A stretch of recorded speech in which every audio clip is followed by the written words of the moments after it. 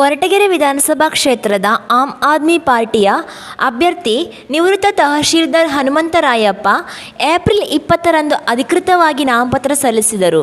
ಪಟ್ಟಣದ ಆಮ್ ಆದ್ಮಿ ಪಾರ್ಟಿ ಕಚೇರಿಯಿಂದ ಕಾರ್ಯಕರ್ತರೊಂದಿಗೆ ಪ್ರಮುಖ ರಸ್ತೆಯಲ್ಲಿ ಮೆರವಣಿಗೆ ಮೂಲಕ ತಾಲೂಕು ಕಚೇರಿಗೆ ತೆರಳಿದ ಅವರು ಚುನಾವಣಾ ಅಧಿಕಾರಿಗಳಿಗೆ ನಾಮಪತ್ರ ಸಲ್ಲಿಸಿದರು.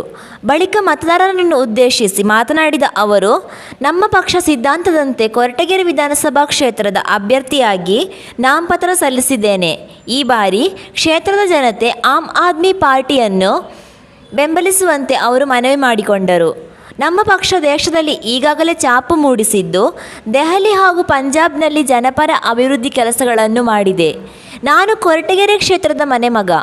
ನಿಮ್ಮ ಮನೆಮಗನಿಗೆ ಮತ ನೀಡಿ ನಿಮ್ಮ ಸೇವೆ ಮಾಡಲು ಸಹಕರಿಸಿ ಎಂದು ಅವರು ಮನವಿ ಮಾಡಿಕೊಂಡರು.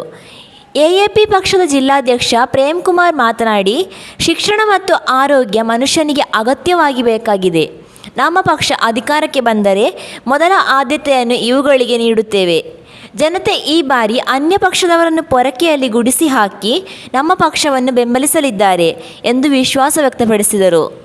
ನಾಮಪತ್ರ ಸಲ್ಲಿಕೆ ಸಂದರ್ಭದಲ್ಲಿ ಸಲ್ಮಾ ಬಾನು, ರಮ್ಯಾ ಸೇರಿದಂತೆ ಆಮ್ ಆದ್ಮಿ ಪಕ್ಷದ ಕಾರ್ಯಕರ್ತರು ಭಾಗವಹಿಸಿದ್ದರು. ವರದಿ ಮಂಜುಸ್ವಾಮಿ, MN, ಕೊರಟಗೆರೆ.